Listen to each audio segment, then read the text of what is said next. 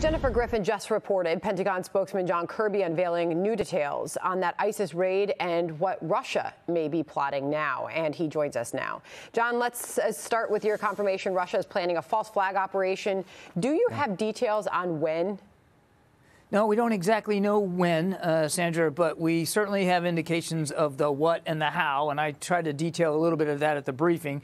This is very much of Russians' playbook, you know, just some sort of false flag, some way to create an event or to manufacture a crisis that would be a pretext, a justification for them to move in. And again, we think the information we have is pretty solid, and we don't think that this is the only false flag event that they might be trying to create. Do you still use the verbiage that this is an imminent threat? We believe and have said for a long time, Sandra, that they have enough capability. Putin has enough options available to him militarily to move any day. Now, it depends on what he wants to do. If he, he's still adding forces to his complement that he already has there, so he continues to create opportunities for himself. We just don't know exactly what he is going to do, if he's going to do something militarily. But he has enough capability that if he wanted to make another incursion, he could do it at any day. All right. So some 2,000 troops are leaving Fort Bragg, North Carolina, to go to Eastern Europe, part of a total of 3,000 to help deal with the Russia-Ukraine situation. And one Republican senator is saying the administration is putting the U.S. in a horrible situation with this move, and it's throwing gas on the fire. What would you say to that? Do you believe that to be the case, that it sends that message? What we're trying to do here, Sandra, is two things. One, we continue to flow security assistance to Ukraine so that they can better defend themselves against this threat. And number two, and this is really important, to make sure we're reassuring our allies to whom we have significant security commitments under Article 5 of the NATO alliance. We want to make sure that we are reassuring them that we take those commitments seriously and that we're committed to adding skin in the game to help them with the defense of the alliance's eastern flank. And that's what we're doing. I would remind that, we're fixated on these 3,000 troops, and I understand that. But we have, upwards of 80,000 U.S. troops already in Europe, permanently based there or on rotational deployments. So we already have a very sizable U.S. American footprint there in Europe. Switching gears, Admiral, to the successful raid taking out the leader of ISIS. Obviously, this is being applauded by both sides of the political aisle. Earlier, you confirmed that there was a $10 million reward out there for information on that leader. Can you give us any further details on that, if there's any further information provided that helped with this raid?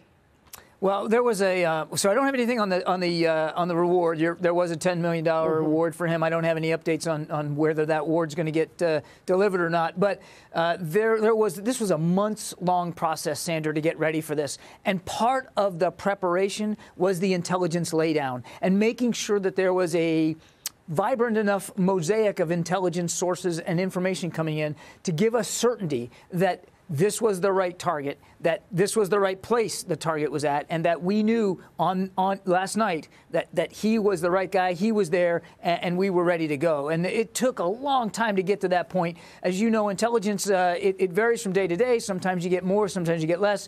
But without getting into specifics, I would tell you that there was a range of sources that helped us lead to yesterday's raid.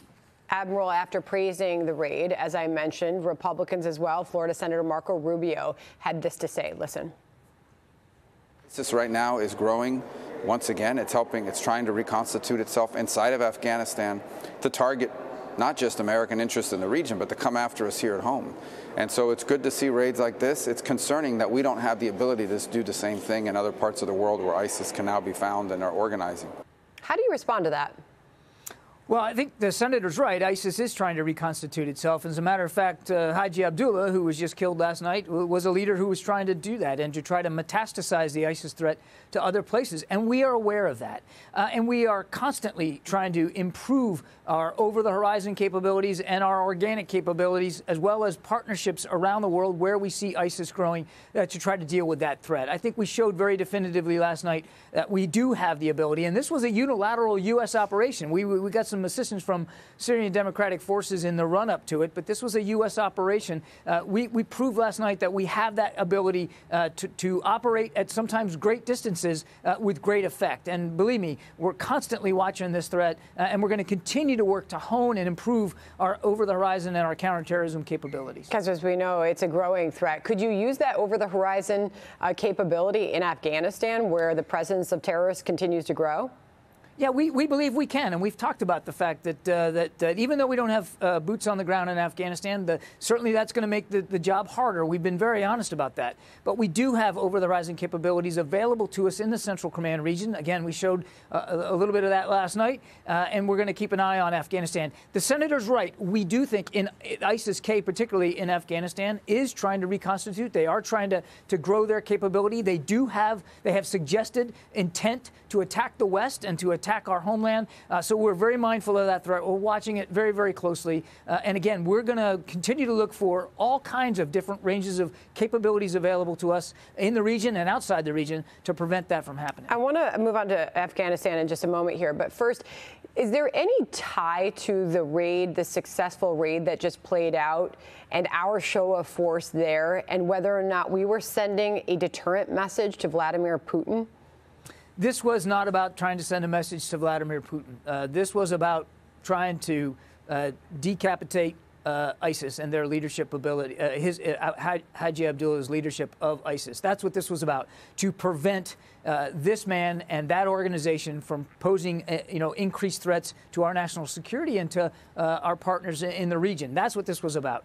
Now, look, we also, I think, showed and quite effectively showed the whole world that we do have this very unique, very precise, very capable military ability to go after terrorists and terrorist threats where and when we need to do that. And God bless our troops. A Senate GOP report finally, Admiral, today blaming a lack of planning by the White House and the chaos surrounding the Afghanistan evacuation. There is still great frustration with how that played out. I heard General Keane going off on this just last hour, as he has. How do you respond to that criticism? Look, we've been very honest about the fact that we could have done some things better here over the course of those 17 days. We've been very transparent about that, and we're going to do an after action. We're going to do a lessons learned. But to those who say there should be accountability, and not just moving people off their jobs because they didn't do it right, but accountability. Well, look, I think we all feel a sense of responsibility and accountability for what happened over those 17 days. Again, we're going to study this. We're going to look at this. We've got an after-action group participating in an effort right now to grab the lessons learned and to try to make sure that we don't make similar mistakes going forward. But I would also remind, I understand, and we've been honest about things we could have done better, but think about what we accomplished in 17 days. 124,000 people safely moved out of Afghanistan. We are continuing to do that now. But perhaps, as General Keane said, should more responsibility have been just given to the Pentagon to take the lead on that rather than the White House, which botched it? This was an interagency effort. We all had to participate in this. The Pentagon can't own every aspect of this. There was a large equity here for the State Department as well. We were working hand in glove with them. But again, we're going to learn from this. We clearly know we made mistakes and could have done some things better. But also, let's not please throw out the baby with the bathwater here. There was 124,000 people safely moved out of Afghanistan with the help of allies and partners literally around the world. And now these individuals and their families are moving on to safer, more secure lives here in the United States. And we think that's an important piece of context. Yeah. Okay. Admiral John Kirby, we really appreciate you giving us your time. Thank you very much for